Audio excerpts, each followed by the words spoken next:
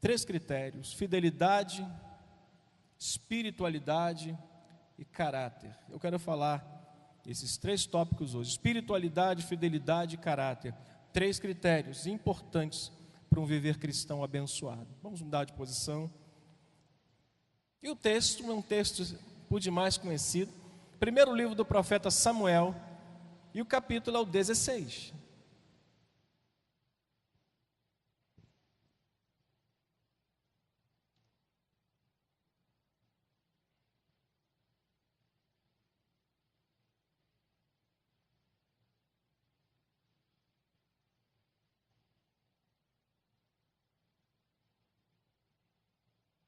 Eu escolhi um título para reflexão, e o título é: A diferença está na unção. Diga comigo: a diferença está na unção. Esse é o título para a nossa reflexão. Nós vamos ler dois versos, capítulo 16, verso 11 e 12. Se você puder ler comigo, vai ficar melhor ainda para a nossa compreensão. Diz o seguinte: perguntou Samuel a Jessé: acabaram-se os teus filhos? Ele respondeu: ainda falta o mais moço, que está apacentando as ovelhas. Disse, pois, Samuel a Jessé o quê? Manda chamá-lo, pois não nos assentaremos à mesa sem que ele venha. Então mandou chamá-lo e fê-lo entrar. Ele era ruivo, de belos olhos e de boa aparência. Disse o Senhor: levanta-te, unge-o, pois este é ele. Nosso Deus e Pai, essa é a tua palavra, poderosa, viva, eficaz, penetrante, cortante, que nos abençoa, que nos fortalece e que endireita a nossa vida dia a dia. Pai, abençoa os nossos corações, essa pequena reflexão nesta noite, em nome do Senhor Jesus. Amém. Ocupe o seu assento.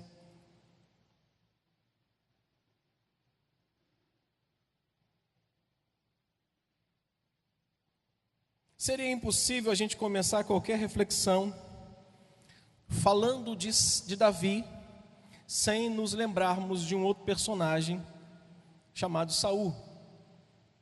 Não dá para desvencilharmos, principalmente no capítulo 16, desvencilharmos a ideia de falarmos de Davi e excluirmos a história de Saul, porque para que a gente identifique os critérios que Deus usou para escolher Davi, quando ele escolhe Davi, ele usa critérios, ele olha para critérios importantes, que eu queria fazer uma aplicação hoje à nossa vida cristã, e que Saul está diretamente ligado a essas características que Deus encontrou em Davi. Deus praticamente olha por meio ou através de Saul para encontrar em Davi critérios, ou aliás, adjetivos, qualidades para o ministério, o reinado, a unção sendo derramada sobre ele. Então não dá para que a gente faça uma menção a Davi sem a gente falarmos de Saul.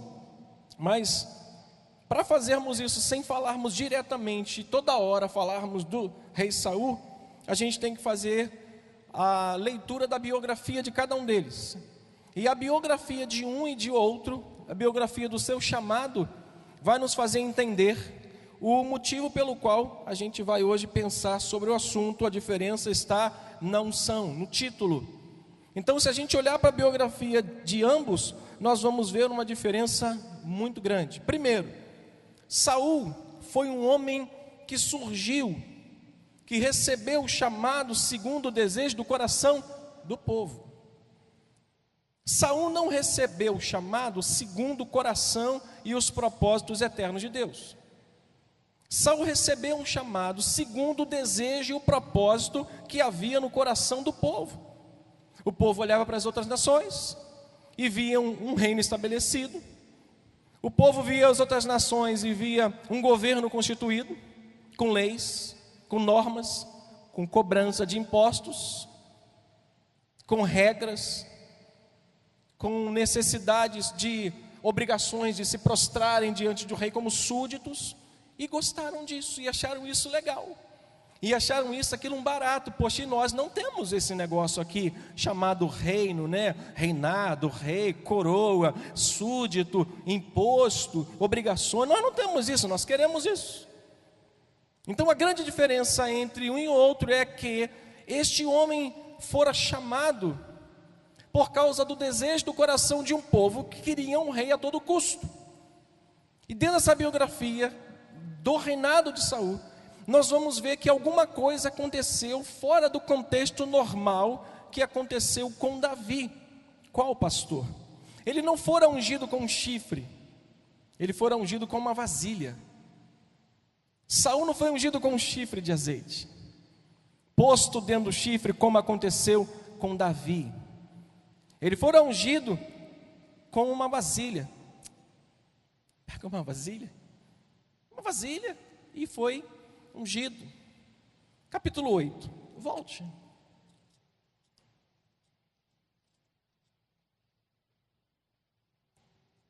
Versos 5 ao 7.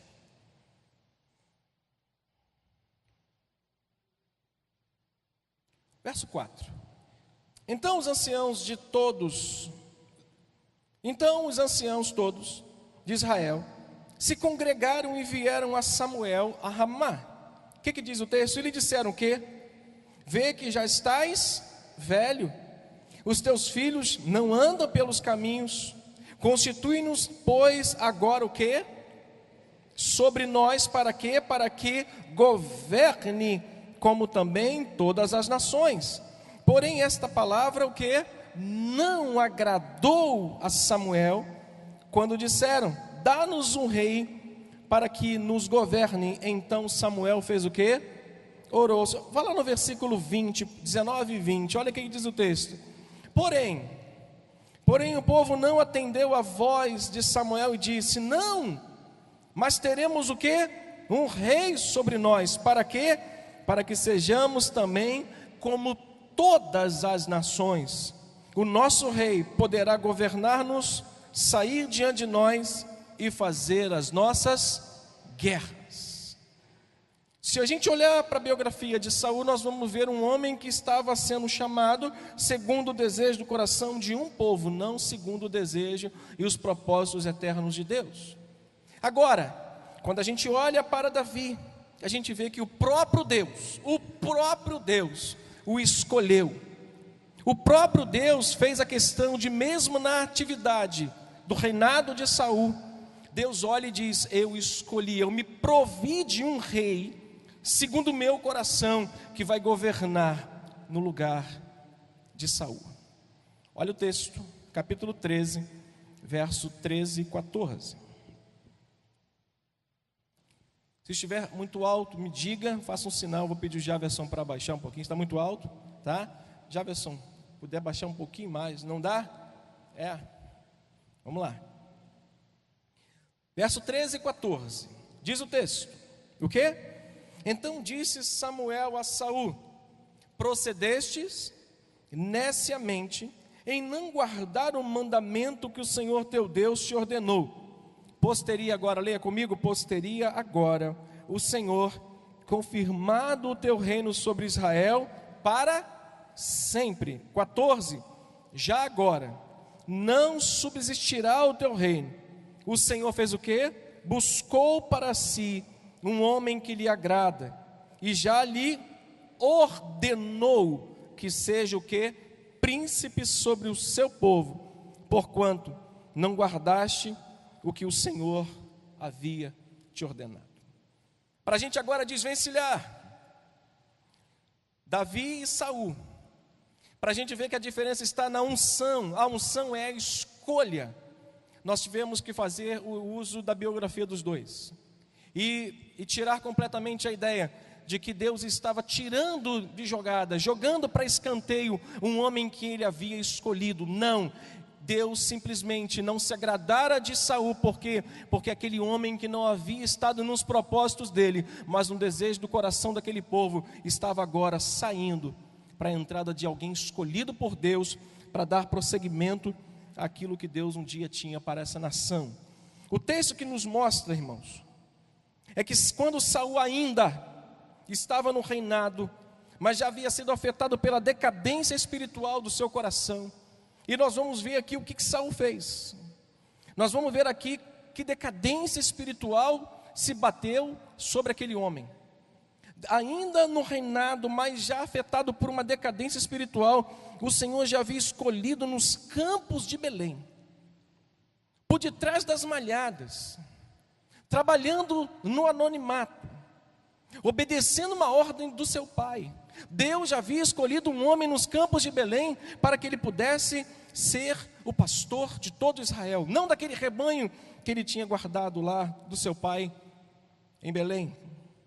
O grande ensinamento que eu tiro desse episódio é ver que aquilo, irmãos, que não pertence a Deus, que não vem de Deus, diga comigo, não subsiste. Aquilo que não vem de Deus, que não nasce dos propósitos de Deus, não subsiste, não subsistirá. Aquilo que não nasceu dentro de um plano ordenado por Deus, na sua soberania e graça, não fica para sempre, não permanece para sempre, não fica por muito tempo. Quem fora escolhido por Deus? Davi. Quem era fruto do desejo do povo? Saul. Ele não permaneceu para sempre, até que ele poderia dar prosseguimento ao seu reinado, se ele tivesse obedecido, se ele tivesse movido o coração de Deus com ações, com atitudes, com um coração como o de Davi, com o coração de um homem disposto a obedecer, disposto a baixar a cabeça. Irmãos, nós vivemos num tempo onde as pessoas não estão dispostas mais a obedecer, uma geração de insubmissos. Na quarta-feira passada, eu preciso pegar o esboço que eu fiz na quarta-feira passada, rapidinho. Tudo meu é assim. Minha mulher fala que eu sou velho, mas eu falei para ela, eu gosto de carro de velho. Ela, por quê? Eu falei, porque eu não vou ficar novo o resto da vida. Eu só gosto de carro grande, carro de... coisa de... Na semana passada, na quarta-feira, eu falei da necessidade de nós termos mentores espirituais sobre a nossa vida. E eu usei a ideia de que na maturidade, no processo de maturidade da nossa fé, nós vamos precisar de algumas coisas na nossa vida. Primeiro, nós vamos precisar de mentores espirituais, de pessoas que digam não para a gente, de pessoas que nos apontem nossos erros e a gente não fica ofendido com eles.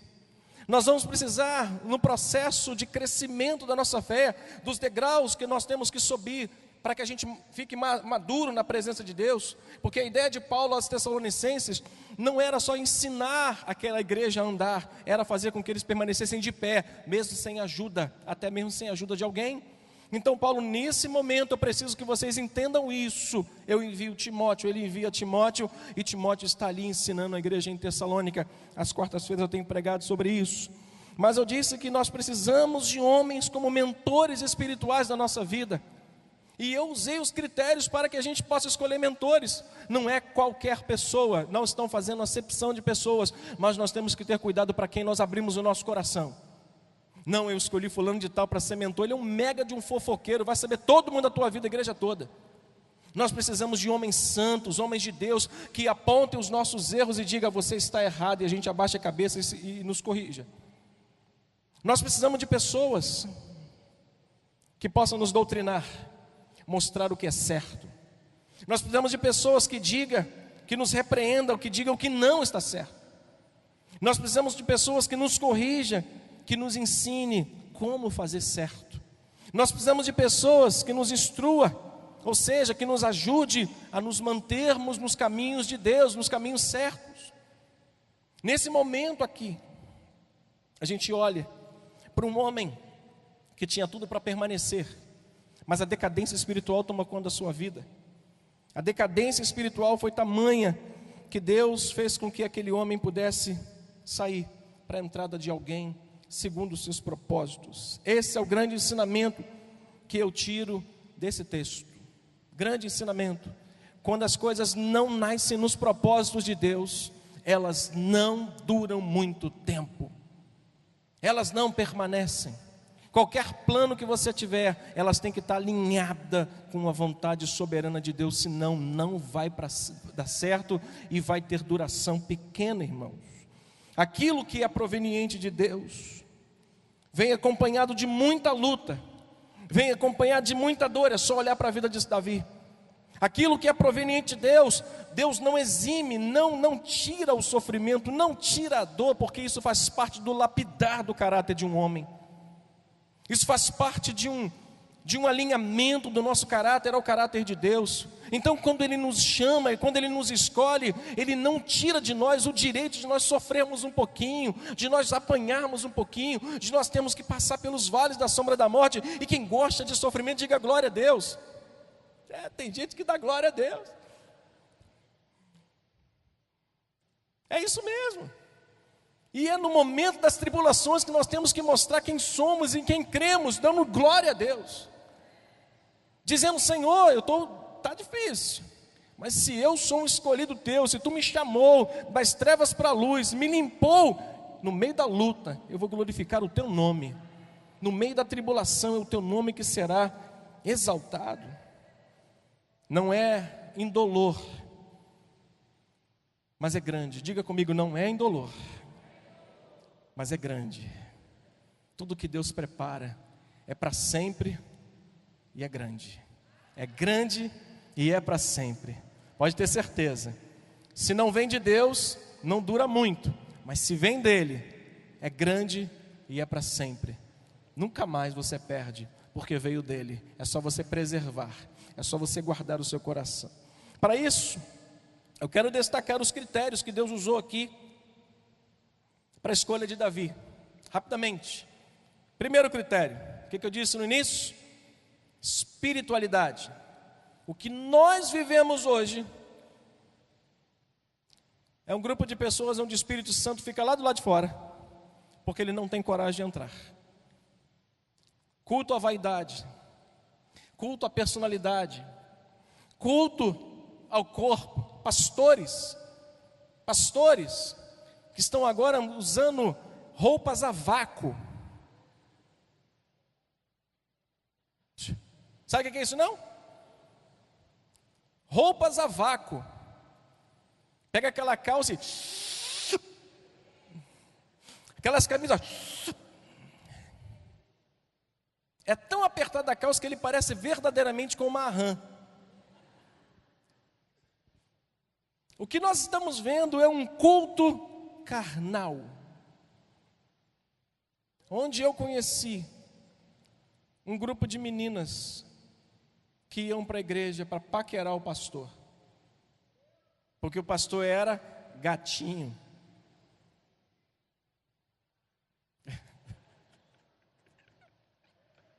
Quem não ouviu, a Santinha, ele está amarrado. Está amarrado, destruído, jogado no abismo. Uma das coisas que são criteriosas, é um critério de Deus para a escolha de um servo dele, é a espiritualidade. Nós estamos vivendo um tempo hoje de muita carnalidade. Um tempo hoje onde a carne está gritando, irmãos. Onde nós não temos visto pessoas tão espirituais quanto, na verdade, nós somos carnais. Nós precisamos buscar mais a presença de Deus para nos tornar homens e mulheres espirituais. Quantos concordam com isso, diga amém. Estou incluído nessa história, irmãos. Quem tem telhado de vidro não pode jogar pedra, não. E eu não estou jogando pedra, não. Davi era um homem espiritual. Davi era um homem mais bem preparado do que Saul para governar a nação de Israel. Porque Davi era um homem que entendia as coisas de Deus. Davi era um homem que tinha discernimento do Espírito. Davi era um homem que tinha um coração sensível às coisas de Deus. Não sei se Davi era um bom teólogo, mas Davi era um bom servo. E isso fica provado em muitas coisas que esse homem fez ao longo da sua vida. E isso eu vou falar talvez no domingo que vem. O que uma pessoa fiel, espiritual, recebe a unção de Deus, ela proporciona. O que ela faz? Quais são as qualidades de uma pessoa que recebe o chamado de Deus, se torna alguém espiritual, é alguém fiel, e alguém de caráter ilibado, o que essa pessoa proporciona para os outros? Semana que vem, talvez, se Deus assim me permitir, eu falarei. Davi era um homem mais bem preparado do que Saul. No verso 1, falando devagarinho, não dá tempo da gente terminar, nós vamos prosseguir na próxima semana. Verso 1, Deus disse duas coisas ao profeta Samuel. Preste atenção, se você não ler o texto, você não vai entender. Ele disse duas coisas ao profeta Samuel para mostrar, para provar que Davi estava pronto mais do que Saul. Primeira coisa que Samuel ouve de Deus, que prova que Davi estava mais preparado do que Saul, era porque Deus havia rejeitado. Está escrito aí na sua Bíblia? Ele rejeitou a Saul. Diz o texto: disse o Senhor a Samuel: até quando terás pena de Saul? Havendo eu rejeitado, para que não reine sobre Israel. O que ele diz? Enche um chifre de azeite e vem, enviar-te-ei a Jessé o belenita, porque dentre os filhos, seus filhos, diz o teu texto, eu me provi de um rei. A primeira coisa que a gente olha nesse texto, que Deus disse para Samuel, a despeito de Saul, para provar que Davi estava pronto, estava preparado para assumir o reino de Israel, era: eu rejeitei a Saul. Se Deus rejeitou, não tenha pena, não brigue, não discuta. Se Deus disse não para uma pessoa, não tente ficar forçando uma barra, porque tu vai comprar briga com o Altíssimo. Como disse o bispo Roberto, e amplificado pelo bispo Rubem, nunca abençoe a quem Deus não está abençoando. Nunca tome partido de alguém que está fora dos quesitos de Deus, dos critérios de Deus, da linha de Deus, do que não vive na presença de Deus. Não entre nessa briga, porque é perigosa demais. É perigosa demais. Primeira coisa que Samuel precisa ouvir de Deus é: Samuel, não tenha pena de Saul, porque eu o rejeitei. Ninguém está fazendo bullying com ele. Ninguém está dizendo que ele era bonitinho, agora ficou velho e feio. Não, ninguém está dizendo isso. Eu não quero mais ele no reino sobre Israel, porque ele não me obedeceu, porque ele não me honrou. Ele não honrou a minha palavra. Capítulo 15, verso 11, olha o texto. Talvez nem precise abrir, é só olhar para o lado. Diz assim: arrependo-me de haver o quê? Constituído Saul rei, porquanto deixou de me seguir e não executou as minhas. Então Samuel contristou e toda a noite orava e clamava a Deus. Ele está dizendo para Samuel: Samuel, eu vou te dizer uma coisa, vou te provar que o que eu quero é porque estava dentro dos meus planos, diferente daquilo que estava dentro dos planos do povo. Eu rejeitei, eu não quero ele mais. Até que Samuel tentou, uma vez com o rei que ele poupou a vida, outra vez foi com o sacrifício. Que trabalho Saul deve ter dado para Samuel. Porque uma coisa é você lidar com crente, outra coisa é você lidar com crente desobediente. Meu irmão, está tudo bem? Tá, mais ou menos, pastor. Me dá um conselho do meu filho: anda por aqui, faça isso. A gente dá um croqui para o cara andar e chegar na bênção. Não que nós sejamos perfeitos, mas a gente já andou um pouquinho mais, a gente recebe a graça de Deus como revelação, e a gente fala. O irmão faz tudo o contrário, e ainda chega para reclamar com a gente: pastor, não deu nada certo. Claro, a gente pede para fazer 2 quilos de farinha de trigo, o cara coloca 5. Esse bolo não vai dar certo, meu filho. Obedeça, diga comigo: eu vou obedecer. Obedeça, meu irmão, obedeça. Ele rejeita o ato de Deus. Ouça o que eu vou te falar. Talvez uns teólogos que estão aqui de plantão vão me pegar no meu pé depois, sobre o texto que eu vou ler. Como eu não sou teólogo, a gente não vai discutir. O ato de Deus aqui foi em resposta ao ato de Saul. Porque Deus não é mau, para rejeitar alguém que foi fiel a Ele a vida toda, e no último instante da sua vida, lá fora, mergulhado de novo num charco de lodo, crucificando de novo a Cristo, sepultando de novo a Ele, traindo de novo a Ele, ele seja salvo, mesmo na lama, mesmo jogado, mesmo rejeitando, mesmo o ato aqui foi em resposta ao ato do capítulo 15, verso 11. Ele explica a Samuel por que rejeitou a Saul. Eu rejeitei porque ele abandonou a minha palavra. Olha para mim, meu irmão. Eu não sei o que você pensa sobre teologia. A minha teologia está na Bíblia. Aquele que perseverar até o fim, aquele que se manter limpo até o fim. E quanto mais limpo a gente deve estar. Quanto mais santo a gente deve permanecer. Quanto mais olhando para Cristo, mais para Cristo devemos olhar. Eu prefiro não correr o risco de experimentar comer de novo aquilo que o apóstolo Pedro disse: a porca volta novamente ao seu vômito, não é? Não, o cão volta novamente ao seu vômito e a porca volta ao lamaçal de pecado. Pega uma porquinha, dá um banho nela, passa um perfume nela bonito, bota um laço bonito na cabeça dela e solta ela, a primeira lama que ela encontrar, ela vai mergulhar. Sabe por quê? Porque é a natureza da porca. Dá uma comida para o cachorro, ele bota para fora, sabe o que ele vai fazer de novo? Ele vai lamber o que vomitou. Sabe por quê? Porque a natureza do cachorro, sabe qual é a nossa natureza, irmãos? Nossa natureza é uma natureza pecaminosa. Nós gostamos do mundo, nós gostamos de pecar, nós gostamos do que é errado. Por isso nós precisamos ter cuidado e nos limpar a cada dia e permanecermos fiéis a Deus a todo tempo, a todo custo. Porque com Deus não se brinca, como nós ouvimos hoje de manhã. Não se brinca. Então foi resposta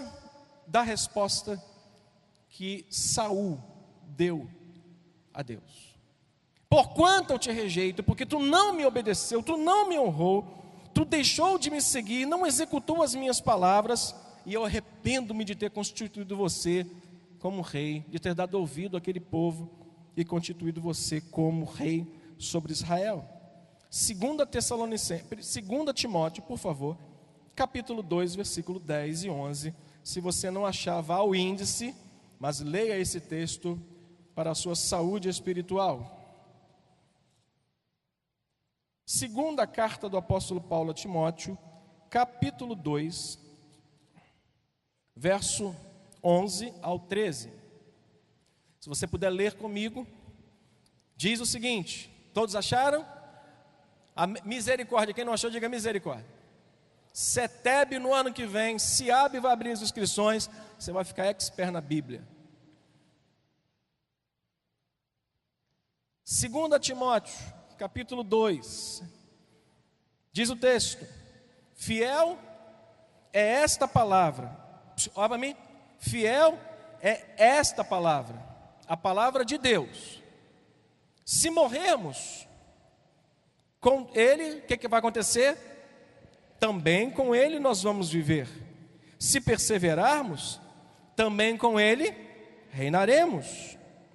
Se o negarmos, leia, se o negarmos, Ele, por sua vez, nós o negará. Se somos infiéis, Ele permanece fiel, pois de maneira nenhuma pode negar-se a si mesmo, porque fiel Ele é a palavra dEle.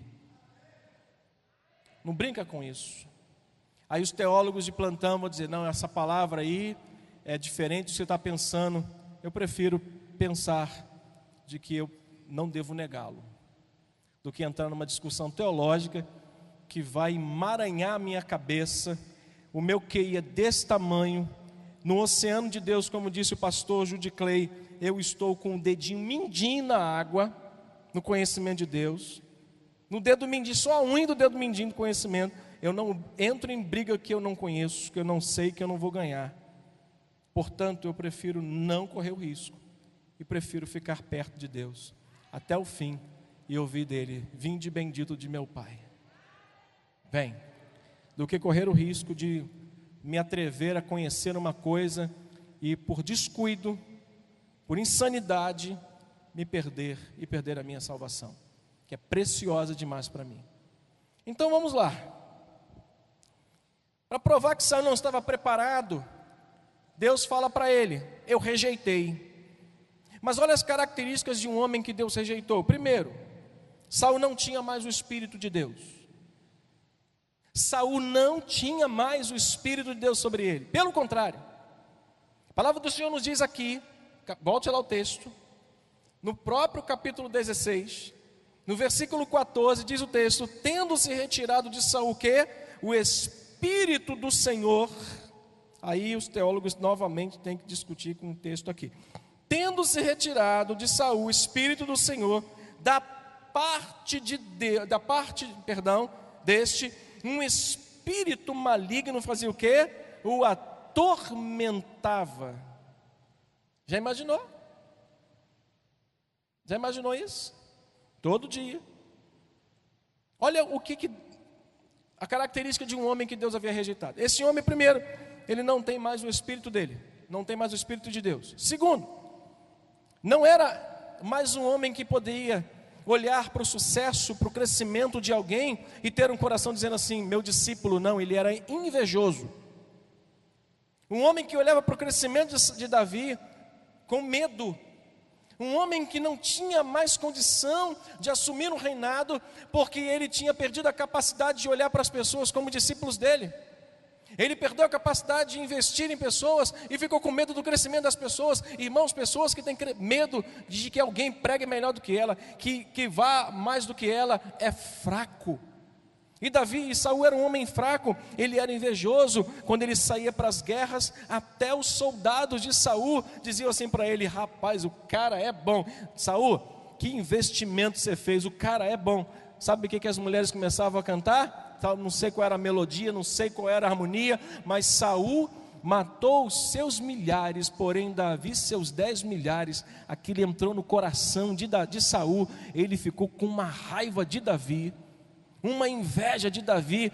Então quer dizer que eu matei só 10, ele matou 100, né? Vocês estão muito bem comigo, vou cobrar imposto dobrado agora. Invejoso. Aí ele perde também a confiança que ele tinha das pessoas, não é nas pessoas.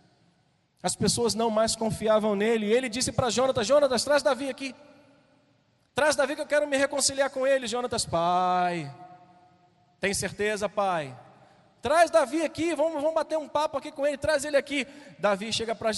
Jonatas chega para Davi e fala assim: Davi, papai está te chamando lá em casa, lá no palácio, para ter um lero contigo. Vamos lá. Ele: vamos, que Deus me guarde. Não, meu pai disse que ele: juro pelo Senhor, pelo nome do Deus vivo, soberano de Israel, que eu não vou fazer nada com Davi. Sabe o que aconteceu? Sabe aquele espírito que atormentava Saul? Entrou nele quando Davi chegou na tenda, na casa de Saul. O espírito começou a atormentar a cabeça de Saul. Saul pega uma espada, mira em Davi e ele joga. Ele é bom em jogar espada e Davi bom de se esquivar dela.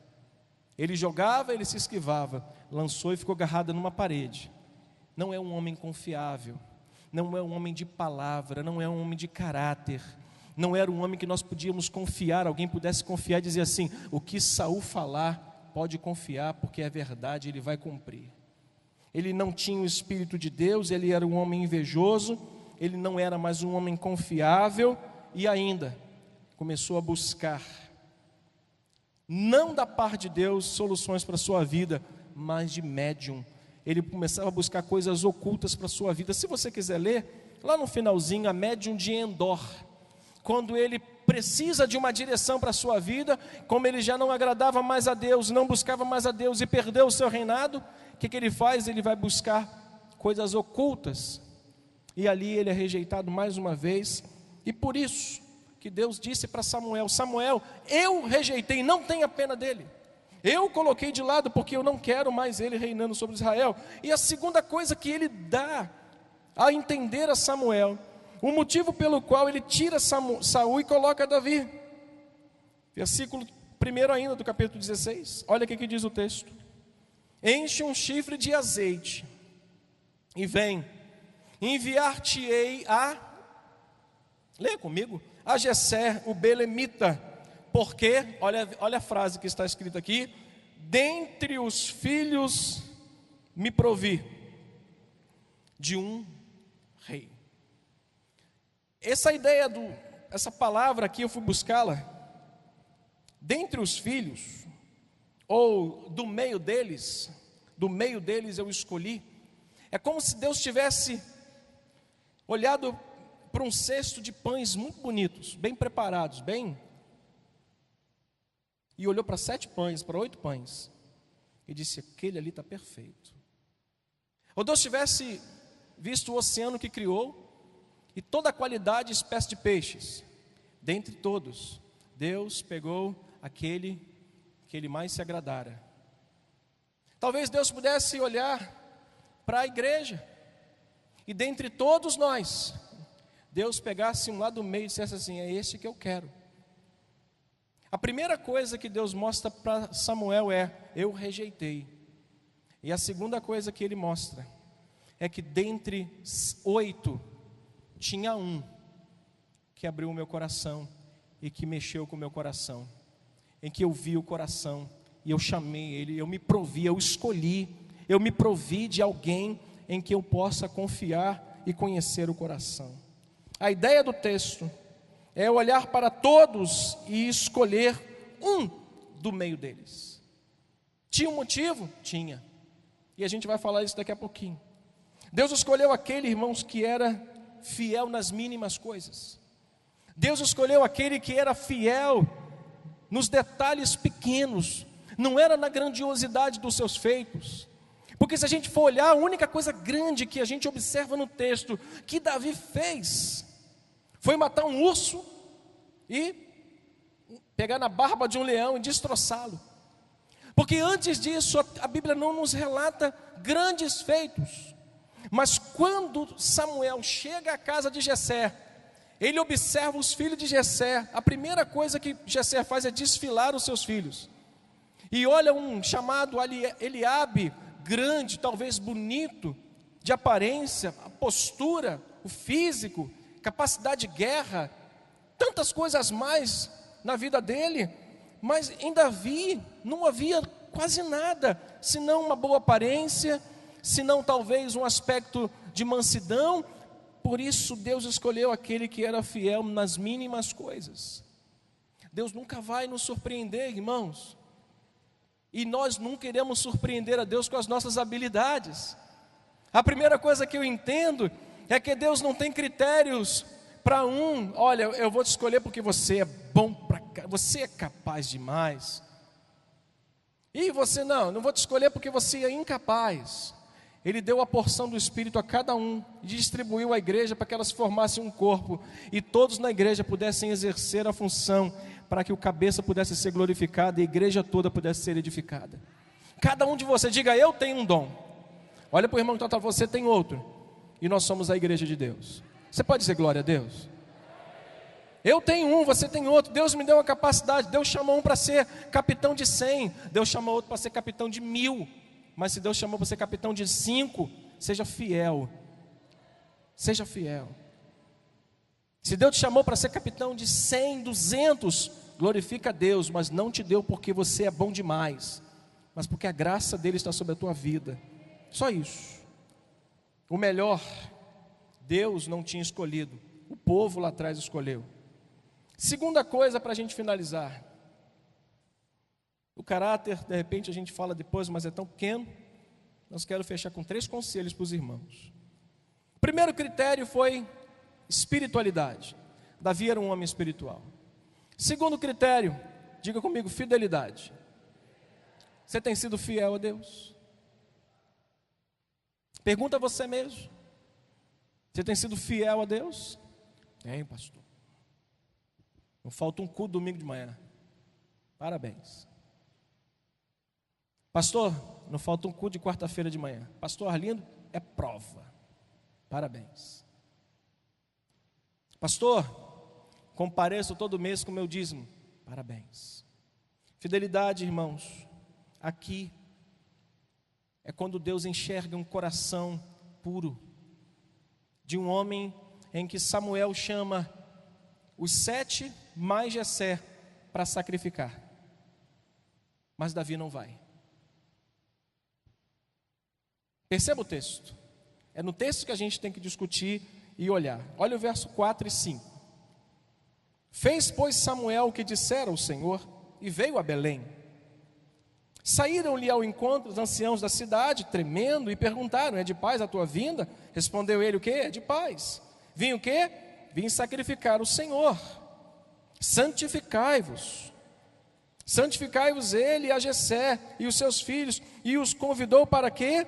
Para o sacrifício.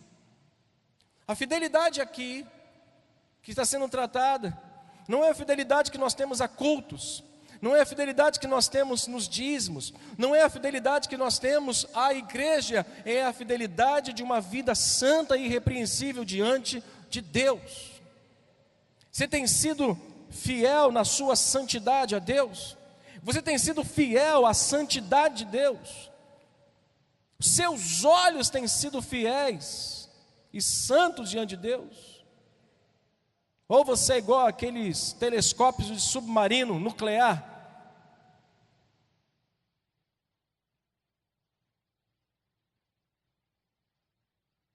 Deus criou é bom. Tudo que Deus criou é maravilhoso. Ai, meu Deus, segura meus olhos. Nós temos sido fiéis na nossa vida de santidade a Deus. Nós temos sido fiéis à santidade de Deus. Samuel chama todos os filhos mais Jessé para um sacrifício, mas Davi continuava cuidando das ovelhas de seu pai lá nos campos de Belém. Mas por que, pastor? Diga comigo: porque Deus conhecia o coração de Davi. Falou muito bem, diga assim: Deus conhecia o coração de Davi. Quero levantar uma polêmica aqui agora santa. Por que nós pensamos às vezes, e olhando para as pessoas e percebemos assim, por que aquela pessoa passa tanto por algumas situações difíceis? Aí a gente vai responder, perguntar igual os discípulos perguntaram para Jesus: Jesus, quem pecou? Foi ele ou foi seus pais? Eu defendo a minha ideia de que Deus conhece o nosso coração, e Ele sabe como nos doutrinar. Ele sabe como colocar rédeas na nossa vida. Ele sabe quando nos parar. Ele sabe o que está fazendo contigo, porque se tivesse deixado você por sua própria conta, você nem na presença de Deus estava mais. Há alguns Deus cobra mais do que outros. Sabe por quê? Porque Ele conhece, diga, Ele conhece o nosso coração. Ele conhece o nosso coração. Por que eu não dou um carro para o meu filho? Primeiro, porque eu não tenho dinheiro para comprar um carro para ele. Segundo, porque ele só tem 4 anos de idade. Terceiro, porque eu sei que ele vai fazer uma destruição se pegar um carro. Então eu sei o que dar, quando dar para o meu filho. Da mesma forma, Deus está nos poupando quando olha para a gente e diz assim, ó, não. Quando diz para a gente, não está na hora, espera mais um pouquinho. Temos sido espirituais, temos sido homens que nos debruçamos diante de Deus e pedimos: Senhor, tem misericórdia de nós. Irmão, você tem uma frase que nunca eu esqueço, porque ela está no meu vocabulário de oração todo dia: Senhor, tem misericórdia da minha vida, porque miserável homem que eu sou, o bem que eu tenho que fazer eu não consigo, mas o mal que eu não devo está sempre diante de mim, como disse o apóstolo Paulo. Todo dia eu esmurro a minha própria vida e digo: Senhor, miserável homem que eu sou, tem misericórdia de mim, tem misericórdia da minha vida, me ajuda nas minhas fraquezas, nos meus pecados, nos meus pensamentos, porque eu sou falho. Nós temos sido fiéis à santidade de Deus. A vida no campo, cuidando das ovelhas, levava a Davi, irmãos, ouça isso, a viver longe de pessoas. Certo ponto até é bom, A vida no campo, cuidando aquelas ovelhas de seu pai, fazia com que Davi vivia longe de pessoas, mas constantemente na presença de Deus. Pastor, como é que o senhor sabe disso? Olha para o texto lá do capítulo 17, quando ele vai relatar a Saul o que aconteceu lá. Não abre não, o texto é esse. Quando ele relata para Saul: Saul, teu servo aqui cuidava das ovelhas do meu pai. Quando vem um leão, eu destruí ele. Quando vem um urso, eu destruí ele. Para que Saul pudesse entender quem fez, ele diz: o Senhor me livrou. Assim como ele me livrou, vai me livrar desse incircunciso que afronta o exército de Deus vivo. Ele disse: não foi eu, foi o Senhor que me livrou. Não foi a minha capacidade, a minha habilidade de jogar uma funda, não, foi o Senhor que me livrou. Ele vivia longe de pessoas, mas constantemente na presença de Deus. Ele podia estar talvez com uma facilidade muito grande de poder pecar, de poder estar tão longe, distante da família, podia transformar Davi num homem impuro, podia transformar Davi naquela solidão, cuidando de ovelhas, cuidar e transformar Davi num homem pernicioso, aquela situação perniciosa, podia transformá-lo num homem pecaminoso, num homem impuro. Todavia, Davi se mantinha fiel em sua vida com Deus. Por isso que Davi não foi sacrificar, porque Deus conhece o coração de Davi, conhece o nosso coração. Por isso que Deus às vezes coloca mais no coração de uns a necessidade de se humilhar, de jejuar, de orar, de se humilhar, do que para outros. Não que seja diferente, que a gente não deva buscar. Não, eu estou numa boa com Deus, eu estou tranquilo com Deus, eu não preciso buscar. Não, nós precisamos buscar Deus todo dia. Mas Deus cobra cada um individualmente, irmãos. Deus sabe o que você é fraco. Coloca um ex-alcoólatra, dá uma dose para um ex-alcoólatra, para você ver o que acontece no minuto seguinte. Ele vai perguntar: acabou? Pergunta. Dá um banho na porca e solta ela perto de um lamaçal de pecado. Ela vai esquecer que tomou um banho, vai esquecer do perfume, vai esquecer do lacinho, vai mergulhar, porque ela é porca, é a natureza dela. Nós somos assim, irmãos. Nós precisamos dominar o nosso coração e permitir que Deus, de fato, nos ensine. Nossa fidelidade e santidade é realmente avaliada por aquilo que somos e como vivemos em nosso campo de pastoreio, em casa. Nós somos avaliados em casa, na faculdade, no trabalho, quando estamos sozinhos, quando estamos de frente para uma televisão, de frente para um computador, com um olho na tela e um olho na porta, um olho na tela e um olho na porta, um olho na tela e um olho na porta. Se ela vier, eu aperto o xizinho vermelho, e para me livrar de qualquer acusação velada, eu vou lá no histórico e deleto tudo aquilo que eu abri. Você deleta do histórico, mas dos anais de Deus, do histórico de Deus, não dá. Tem que ser na humilhação, tem que ser no jejum, tem que ser misericórdia, porque eu sou pecador miserável. Meus irmãos, eu vou deixar essa reflexão, que o Espírito Santo te ajude mais ainda nela. Fidelidade não se avalia na frequência dos cultos, mas pós-cultos. Aqui, todos nós somos santos, aparência de santos, de calmos, de tranquilos, damos até as mãos, glorificamos a Deus, mas quando chega no estacionamento, nossa santidade, nosso comportamento é aprovado, no ônibus, no trabalho, no trânsito, em casa com a mulher, com os filhos, ali que a nossa fidelidade e santidade é avaliada. Fidelidade não tem relação com aquilo que eu faço, e sim como eu vivo. Porque eu posso fazer muita coisa aqui, mas viver em casa como um monstro e bater na minha mulher. Mas santidade é algo que ninguém vê, mas que Deus conhece, como conheceu o coração de Davi. Mas depois eu falo, porque eu queria que os irmãos pudessem ficar com essa pequena reflexão nessa noite.